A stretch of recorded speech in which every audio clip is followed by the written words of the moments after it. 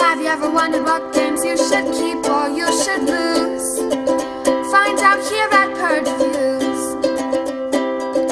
Have you ever wondered what games you should sell or you should use? Find out here at Purge Reviews. Find out on our top 10 list what games you cannot miss. Don't forget to subscribe to Purge Reviews. I don't normally do this, but I do want to take a moment just to do a first impressions of First Martians. Here are some things, and there's been some criticism that's been coming out, and I kind of want to give my views on it and just talk about them a little bit. First of all, the rulebook. The rulebook is terrible. This company really needs to hire a better rulebook writer. Robinson Crusoe was bad. Predator was terrible. This one is terrible. Whoever is doing the rulebooks, get somebody new. That doesn't have anything to do with the game or how it's designed, but it's kind of more of a company direction. They're going to really need somebody to write a rule book. And I get firsthand how hard it is to write a rule book, but I think it really needs to be done in this case. I don't think that it's holding up very well. I think people aren't understanding it. When you go through the rule book, there is also no explanation how to use the app. So it's really difficult kind of to jump in. And yeah, you kind of figure it out. But like those colors at the bottom, I didn't realize those were event cards, or adventure cards you're supposed to bring in. So I just didn't get it at first. I didn't find it in the rulebook. If it's there, sue me, I apologize. But I didn't see it. So the rulebook is just really hard. I had to go to Rodney Smith, watch it played, to learn how to play this. This is the first game I've ever went and saw watch it played, which is fantastic, by the way. Watch it. It's wonderful. But this is the first game I haven't been able to get through that there also was a video, I guess, for Rodney Smith, and I learned how to play the game that way. I'm normally just a rulebook guy, and then I fiddle with the pieces a little bit, I get the game down. In this case, that was nearly impossible for me. Second is the look of the game. The game is extremely boring looking. It is a spreadsheet, is kind of what I would go for here, and really just flipping green cubes or red cubes a lot. Now, you do have a couple miniatures, which is really cool, but you don't do anything with them. At least in the missions I've been, that little hub just sits there. It didn't have to be there. And the little buggies you put out, which are great, so much better than the little ponds that you get, which are from Robinson Crusoe, which are just terrible. Why can't we have meeples or some kind of miniatures that look like it, or standees that might be more thematic? But instead we get these little generic lozenges or cough drops. And then we get these great miniatures that really don't do very much in the game, right? The hub just sits there. The game just looks boring. It's devoid of art. It just looks like cubes. And I play a lot of Euros, and I'm fine with that. But this isn't a Euro game to me. This is an adventure game. This is something I want the theme to come out. It must come out. I must feel it, and I don't in this game. And a lot of that's derived from the look of it. I just don't feel like I'm on Mars. I don't feel like I'm dealing with Mars problems. And that may have been because it was shoehorned into the game mechanics, but the look of it is just, I mean, it's a nice looking game, but it's atrocious for bringing the theme into it. Boring. The third issue I have with the game is that it's just a bunch of little emergencies, and these things are so random and chaotic to me. There's no rhyme or reason to why things are happening. I felt like in Robinson Crusoe, when I got stabbed and didn't take care of it, well, that made sense that, you know, it would get infected later or something. I don't know if I feel that way here. I feel like just the oxygenator's all of a sudden not working. I'm having all these things go wrong.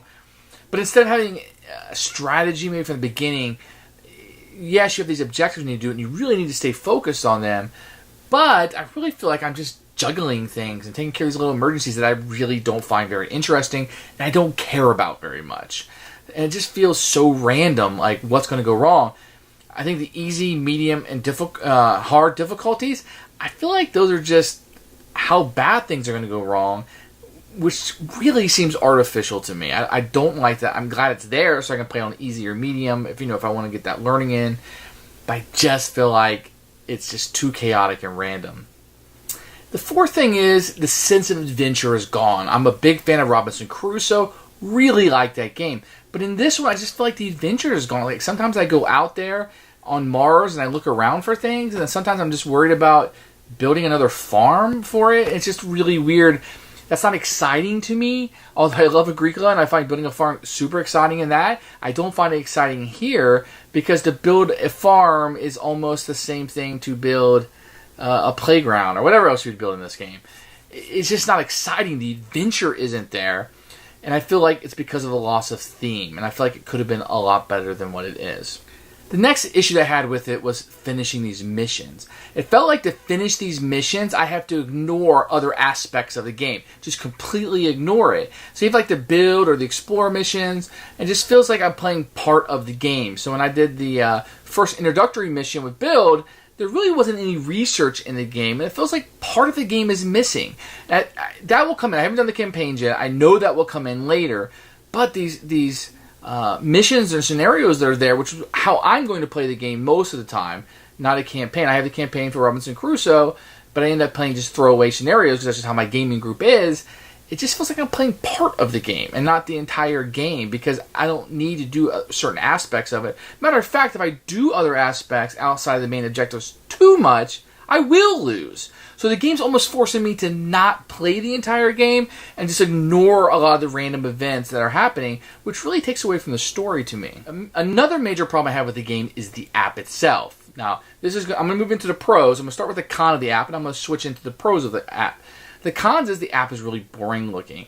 The language used in it, whoever wrote the dialogue, isn't proficient in English. There's a lot of mistakes where the verb usage and the grammar wasn't great, and even sometimes the wrong word was used. I don't really have any examples. I didn't write them down at the time, but I remember thinking, oh, yeah, they don't have a strong command of the English language. So Portal Games really needs to get somebody who can create good stories that has a grasp of the English language and fix this app. Because right now, it's just ugly. And the things that it takes care of are kind of weird. Like, I could do with another deck of cards. And I wish it took care of some, like, the food and the oxygen tracking and the health of the worker, or the scientists and the astronauts. Some of the busy work that we do. We spend a lot of time in this game playing for the board. And our actions are few. But I feel like maybe the app should have taken care of that. And I really like the app in Mansions of Madness. And I don't really care for it here. But that's a con. But let's move to the pros. The pros is that app can be updated all the time. If the events aren't working or there's problems, errata, it can be put right into the app. And that's fantastic. I don't have to go to BGG and look at the errata. I can look right in the app. It's all listed there. That's fantastic. Once I learn how to play the app, it's okay. It doesn't really take care of much. Really, it's just taking care of the random events. And I'm clicking off and I'm done with the objectives. And the adventure cards. I don't know why we just don't have cards. Like, why did we have to make this app and have an iPad and make my game eventually, quite frankly, be outdated or I won't be able to play it anymore? That's not a huge concern for me because I don't play the same games from 20 years ago. How many of us still play 20 and 30-year-old games? You know, maybe Cosmic Encounter, maybe some of us play Diplomacy. But most of us aren't playing Risk or Monopoly or Advanced Boardwalk or all these games that came out 20, 25, 30 years ago. So that doesn't really bother me that much, but I do love that it can be updated. There can be tweaks put into it. I hope some of this busy work you have in the game that the app will be able to take care of in the future. Another positive for the game is your actions are few, but they're super important. This is a criticism I've heard of the game, that you spend a lot of time dealing with the board and its upkeep, but your actions are rather simple, straightforward, and limited. But your actions are so important to the game. So even though your actions are few, they are very powerful in order to beat this game, in order to beat the scenario that you're doing. So that's a big plus to me. It doesn't bother me. That was the same kind of thing on Robinson Crusoe. This one probably has more upkeep than that. Even though it has an app that you think would do a lot of the work for you, it doesn't. So you're kind of stuck doing that. But that doesn't bother me as much. I have important decisions to do. I like that part of it. I do wish those decisions were perhaps more interesting story-wise, but they are powerful, and I do feel like I'm making ends meet. Now, there is rolling dice in this game. That doesn't bother me, so you have a lot of bad luck that just you're not going to win the game a couple turns in, start over, and that kind of stinks, but that is what it is. Lastly, I'd like to comment on why you would play this game over Robinson Crusoe. You played Robinson Crusoe and you just don't like the theme. You like the Martian theme better. I happen to like Robinson Crusoe much better. I think the game is better. I like the adventures in that game better, and I like the theme better. I like the scenarios better. The campaign might be better here. I haven't played this campaign yet, but I wasn't really that big on the campaign of Robinson Crusoe, so I'll have to comment on that at a later time. Why you would play this? Because you want to interact with an app. Because you want less cards on the table. Because you like this theme better. And there are a few things going on that have been a little bit streamlined. You're not building as much. You don't have that big row of cards in Robinson Crusoe that you're trying to build. You know, get the fire on a map. I'm waiting on this certain island to come out, so then I can build this. That little bit of adventure is gone, but it's been reformulated with adventuring through Mars. So you like this theme better. Personally, I tend to like Robinson Crusoe better at this point, but if you like the theme better, this may go for you. So this is just my first impressions after 5 plays of First Martians. I hope you've enjoyed this. I hope it's been beneficial to you. I really wanted to take some of the criticism I heard from Shut Up and Sit Down and John Gets Games and some of the more preeminent reviewers. I want to talk about it and kind of bring these comments up of what I was thinking about after a few plays. And I hope to come back after 10 or 15 plays and do one of my regular reviews and show you a little bit more. Thanks for watching the video. I really appreciate you tuning in. If you liked it, please like it and hit that little subscribe button. That really helps out the channel, lets us know that you're getting the videos that you want. If you agreed or disagree with what I said, feel free to comment below. I'd love to hear what you have to say, and I promise that I will comment back. Thanks for watching, and everybody else, keep playing.